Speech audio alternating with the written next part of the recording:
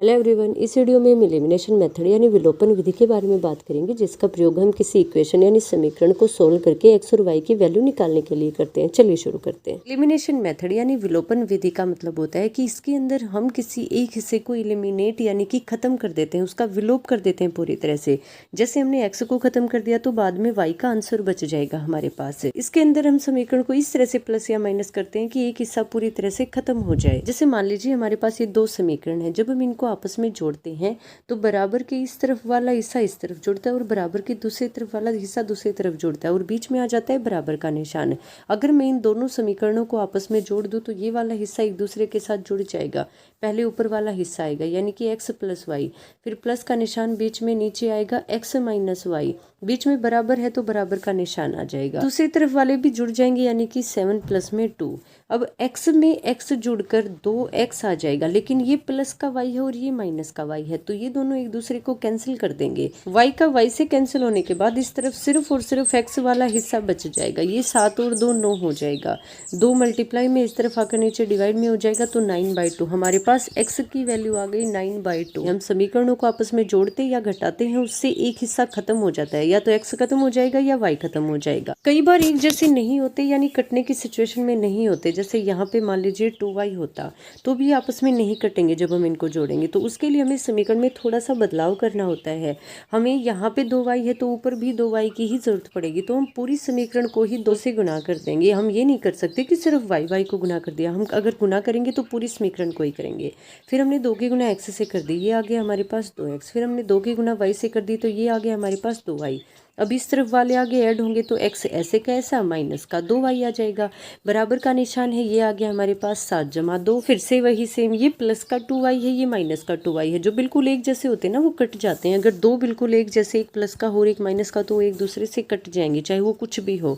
अब यहाँ पे प्लस का 2y, यहाँ पे माइनस का 2y, ये पूरी तरह से खत्म हो गया। 2x में हमने x को प्लस किया तो ये आ गया 3x इज इक्वल टू 7 + 2 9 हो जाएगा। ये 3 दूसरी तरफ जाकर डिवाइड में जाएगा तो x की वैल्यू हमारे पास आ जाएगी 3। तो जब अगर एक जैसा है डायरेक्ट कर दीजिए, अगर एक जैसा नहीं है तो हम पहले मल्टीप्लाई करके उसको उसके जैसा बनाएंगे, फिर उसके बाद प्लस या माइनस करेंगे। अब मान लीजिए हमारे पास यहाँ पे प्लस का निशान है और यहाँ पे क्या है, और ये समीकरण इस तरह से है। अब इसके अंदर अलग क्या है, इसके अंदर सारा ही प्लस का है तो कुछ कटेगा नहीं। जब ऐसी सिचुएशन आ जाए तो उस टाइम पे हम इसको माइनस करते हैं। जैसे हम ये वाली इक्वेशन है उसमें से इसको माइनस कर देंगे, तो पहले हम लिखेंगे x + y ऊपर वाली, फिर बाहर माइनस का निशान है। अब इसमें से ये माइनस होगी ना, तो जब माइनस होती है तो अंदर वाले सभी के निशान बदल जाते हैं। ये आ जाएगा माइनस का 2x और माइनस का y बराबर का निशान। अब अगर यहाँ पे ये माइनस होगी तो ये भी तो माइनस होगा, ये आ जाएगा 7 माइनस का 11। फिर से वही है, प्लस का y माइनस का y, ये दोनों एक दूसरे के साथ कैंसिल हो जाएंगे। -2x में से प्लस का 2x हमने माइनस किया तो ये आ गया माइनस का x। 11 में से 7 को माइनस किया, ये आ गया माइनस का 4। माइनस से माइनस कैंसिल होकर x की वैल्यू हमारे पास 4 आ जाएगी। ये तो मैंने आपको बता दिया कि इसके अंदर होता क्या है, पर हम इसको नॉर्मली ऐसे यूज नहीं करते। जैसे मुझे दोनों इक्वेशन सोल्व करनी है तो हम इनको ऊपर नीचे रख देंगे। अब हम या तो x को या फिर y को बिल्कुल एक जैसा बना लेंगे। अब इसमें y पहले से ही एक जैसा है तो हमें ज़्यादा कुछ करने की ज़रूरत नहीं। अगर y के अंदर यहाँ पे मान लीजिए 3 वगैरह होता तो ऊपर वाले को इसके बराबर बना लेते। आप या तो x को या फिर y को बिल्कुल एक जैसा बना दीजिए, वही ऊपर होगा और वही नीचे होगा। अगर है तो ठीक है, नहीं तो आपको उसको मल्टीप्लाई करके बनाना पड़ेगा। अब इसके अंदर पहले से ही प्लस का निशान है तो हमें कुछ नहीं करना, हमें सिंपल इसको ऊपर नीचे रख देना है। अगर एक प्लस का एक माइनस का है, कट रहा है तो काट दीजिए, अगर नहीं कट रहा है तो उसके निशान बदल दीजिए। अभी निशान ये नहीं है कि एक के ही बदलेंगे, अगर निशान एक का बदल दिया तो सभी का बदलना पड़ेगा। जो माइनस का है वो प्लस हो जाएगा, प्लस वाला माइनस हो जाएगा। ये भी माइनस का हो गया, ये भी माइनस का हो गया, ये भी माइनस का हो गया। अब ये प्लस का ये माइनस का ये कैंसिल आउट हो गया। -2x में से हमने x को माइनस किया, ये आ गया माइनस का x। बराबर के नीचे बराबर का निशान लगेगा। 11 में से 7 को माइनस किया तो माइनस का 4 आ गया। माइनस से माइनस कैंसिल आउट हो गया, हमारे पास x की वैल्यू आ गई 4। अब मान लीजिए हमारे पास सेकंड इक्वेशन इस तरह से, उसके अंदर कुछ भी बराबर नहीं है।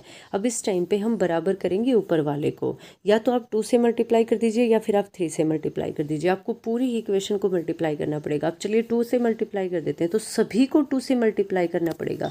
ये नहीं है कि सिर्फ हम एक्स या वाई को कर देंगे।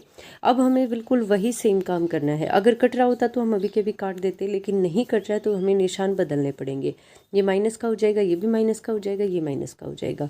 ये एक दूसरे के साथ पूरी तरह से कट रहा है, क्योंकि ये प्लस का 2x है, ये माइनस का 2x है। माइनस का 3y हो रही है, प्लस का 2y है। 3y में से 2y को माइनस किया तो ये आ गया -y इज इक्वल टू, जब हम 17 में से 14 को माइनस करेंगे तो ये आ जाएगा -3, कैंसिल आउट हो गया। y की वैल्यू हमारे पास 3 आ गई। आप चाहो तो y को भी बराबर कर सकते हो। आप ऊपर वाले इक्वेशन की पूरी की ही मल्टीप्लाई 3 से कर दीजिए, ये यहाँ पे 21 आ जाएगा।